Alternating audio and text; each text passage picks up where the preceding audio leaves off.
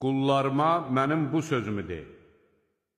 Ey mənim özlərinə qarşı həddi aşmış qullarım! Allahın rəhmindən ümidinizi üzməyin. Şübhəsiz ki, Allah bütün günahları bağışlayır.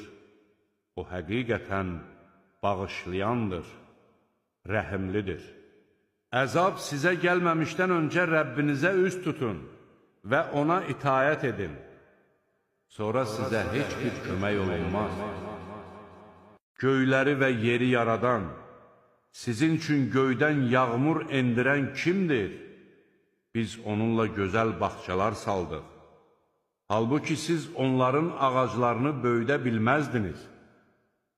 Heç Allahla yanaşı başqa bir məbud mu var?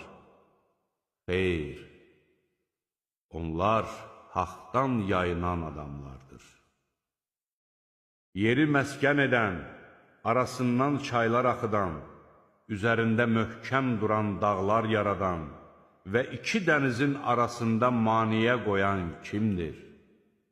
Heç Allahla yanaşı başqa bir məbud mu var?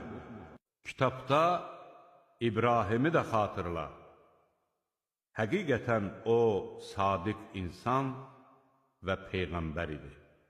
Bir zaman o atasına demişdi: Atacan, ne üçün eşitməyən, görməyən və sənə heç bir faydası olmayan bir şeyə sitayiş edirsən? Atacan, həqiqətən sənə gəlməyən bir elm mənə gəlmişdir. Arxamca gəl ki, səni doğru yola yönəldim. Atacan, şeytana ibadət etmə. Həqiqətən şeytan mərhəmətli Allaha çox asi oldu. Atacan, qorxuram ki, mərhəmətli Allahdan sənə bir əzab toxunsun və beləcə şeytana yoldaş olasan. Atası dedi: Sən mənim məbudlarımdan üzmü çevirirsən, ey İbrahim? Əgər buna son qoymasan, səni mütləq daşqalaq edəcəyəm. Uzun müddət məndən uzaq ol. İbrahim dedi: Sənə salam olsun. Mən Rəbbimdən sənin üçün bağışlanma diləyəcəyəm. Həqiqətən o mənə qarşı çox lütfkardır. And içirəm qiyamət gününə.